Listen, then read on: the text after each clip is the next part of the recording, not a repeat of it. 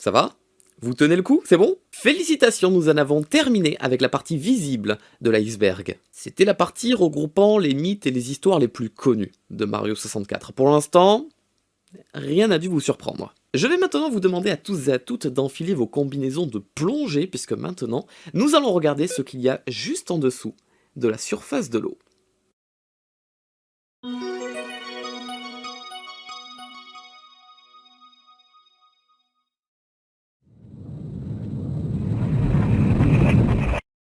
Lorsque Mario pénètre pour la première fois dans le manoir des Boo, le Big Boo aurait dû s'adresser à Mario avec une boîte de dialogue qui lui dit « Tu es à moi maintenant, je vais traverser ce mur, peux-tu en faire autant ?»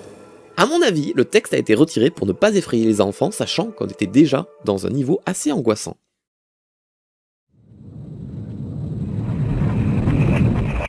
Dans Mario 64, tu peux visiter des niveaux avec des conditions météorologiques complètement différentes. Un coup de la neige tombe devant la caméra, un coup il y a un level avec de la brume, un coup de la lave crée des bulles de feu et éclate, et il y aurait aussi dû y avoir de la végétation vivante, à savoir des fleurs qui dansent. D'ailleurs, le sprite de ces fleurs a été retrouvé dans le code source du jeu. Ce qui est étonnant par contre, c'est que le code de la fleur qui danse, il a été écrit pour appartenir uniquement au monde de la lave.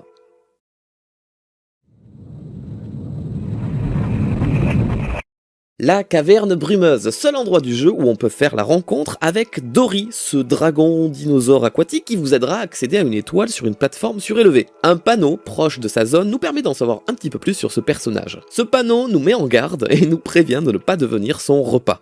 Don't become his lunch. Alors qu'à aucun moment dans le jeu, Dory ne montre de signes d'agressivité. Alors que c'est plutôt nous-mêmes qui le frappons sur son dos pour le contrôler. Étonnamment, ou pas, cette ligne de dialogue a disparu dans la version française du jeu.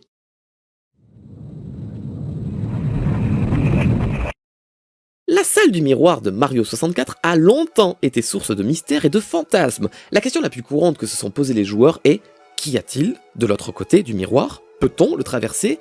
Et si oui, qu'y a-t-il derrière cette porte ?» La réponse, on l'aura obtenue dans le remake du jeu sur Nintendo DS, puisque Luigi, ici présent dans ce remake, peut traverser le miroir grâce au pouvoir des fleurs d'invisibilité, et la porte ne mène pas vers une version miroir du château de Peach, mais dans une salle complètement vide, toute blanche, avec uniquement une étoile. Seule. Certains joueurs ont ressenti une sensation très étrange et un sentiment de mal-être quand ils sont restés dans cette salle trop longtemps.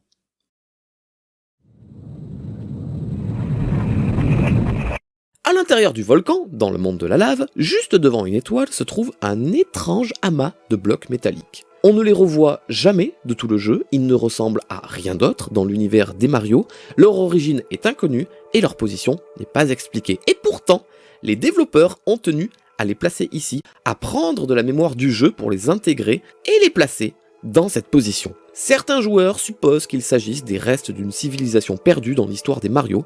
Aucune information officielle n'a été donnée à ce sujet.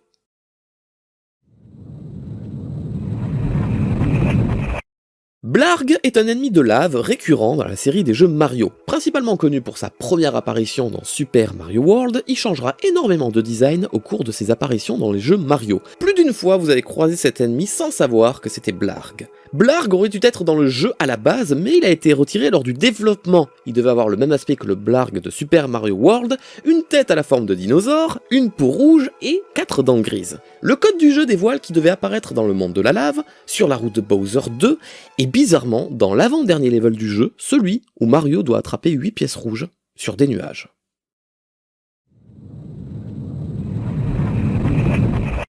Yoshi, qui apparaît uniquement au sommet du château de Peach quand le joueur a obtenu 120 étoiles, a un design de selle différent que dans les autres jeux. Normalement, la selle de Yoshi est rouge et possède un bord blanc tout autour pour se distinguer de la peau de Yoshi. Ici, le contour blanc n'y est pas. Est-ce bien le vrai Yoshi que nous connaissons tous ? Sachant que sur la même console, les autres jeux mettant en scène Yoshi ajoutent ce contour blanc. Pourquoi dans un jeu aussi important que Super Mario 64, le contour blanc n'y est pas ? Il est supposé que ce Yoshi n'est pas le vrai Yoshi que nous connaissons. Déjà parce qu'il parle. Depuis quand les Yoshi parlent le langage de Mario ? Et surtout, car après avoir parlé avec Mario, ce Yoshi saute du château et on ne le reverra jamais. Beaucoup de joueurs pensent qu'à ce moment-là, ce Yoshi s'est suicidé.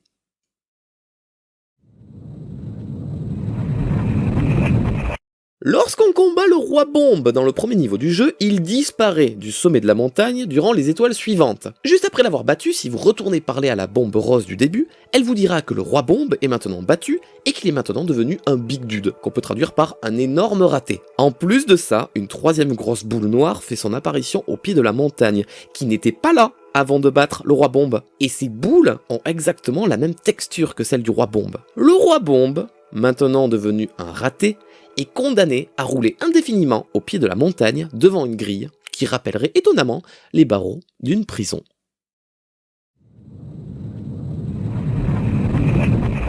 Je vous parlais tout à l'heure des conditions météorologiques. Dans la baie des pirates, lorsque Mario rentre dans le level pour la toute première fois, un gros brouillard plane au-dessus du sol. Par contre, une fois que le joueur a récupéré l'étoile cachée dans le bateau, le brouillard disparaîtra et le level sera beaucoup plus lumineux. Aucune explication n'a été donnée pourquoi ce détail existe, pourtant il est bien présent dans le jeu.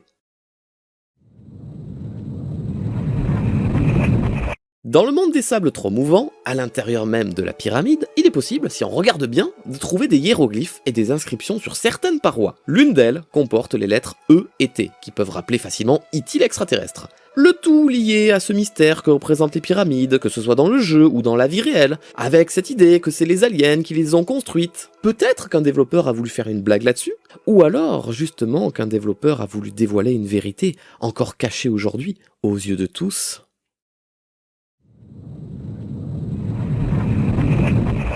Au deuxième étage du château, une pancarte est accrochée à côté des escaliers qui mènent au troisième étage.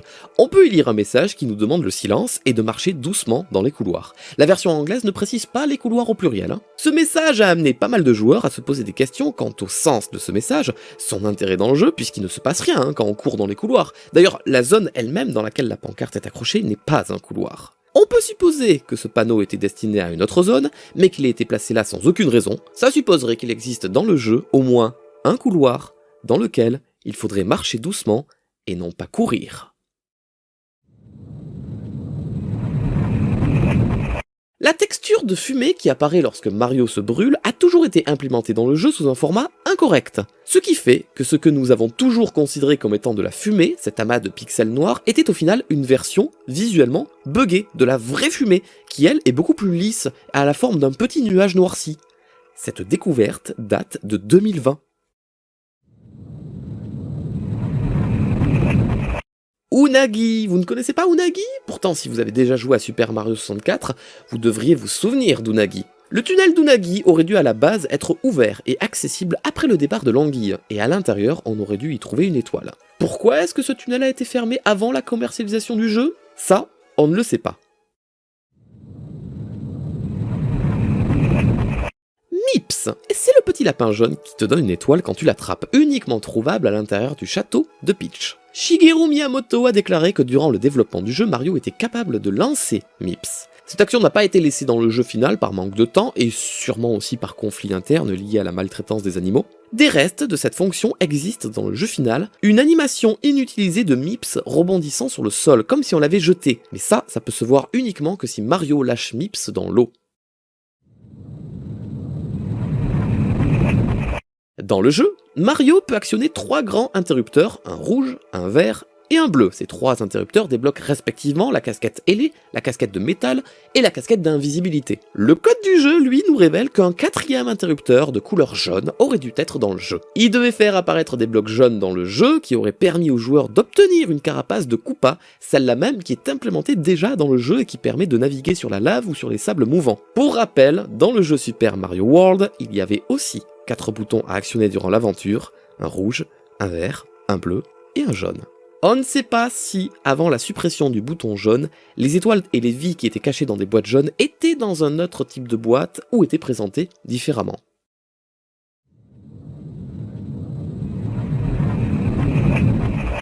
Dans le manoir des bouts, un des panneaux à l'extérieur du manoir indique que si le joueur sort vivant de ce level, il obtiendra une médaille de Ghoul. Évidemment, à aucun moment dans le jeu, Mario n'obtient de médaille. Soit c'est une ligne de dialogue placée là pour troller le joueur, soit ça a un lien avec les clés des bouts visibles uniquement dans la bêta du jeu, soit cette phrase est destinée à un autre manoir de boue dans un autre jeu vidéo.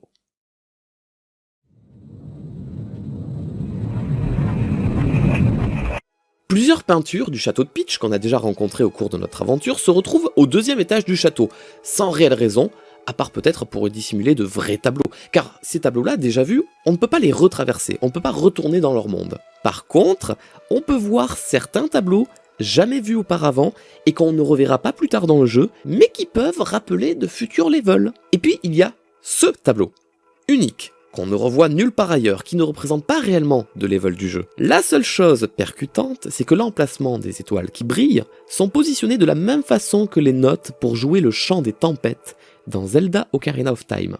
Un tableau qui représente donc des nuages. Je vous laisse réfléchir à ça.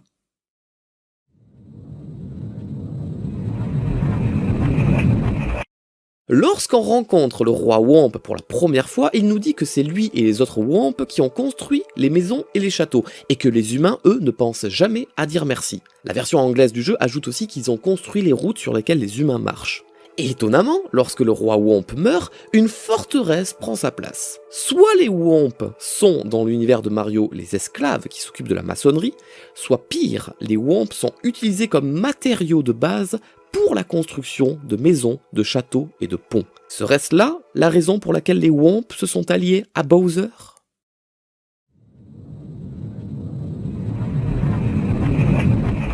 Dans la baie des pirates, une fois le bateau sorti de l'eau, et donc la brume disparue évidemment, apparaît cette boîte sur le bateau, une boîte un peu plus aplatie que toutes les autres boîtes du jeu, une boîte faite de simple bois, avec dessus le dessin d'une tête de mort.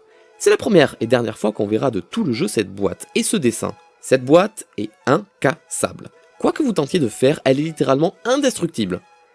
Pire, cette boîte tue. La tête de mort n'est pas là pour rien. Si Mario la touche, il prendra des dégâts. Pourquoi cette boîte existe? Pourquoi elle est placée là? Quelle est son utilité? Pourquoi les développeurs ont modélisé cette unique boîte dans ce jeu, à cet endroit précis?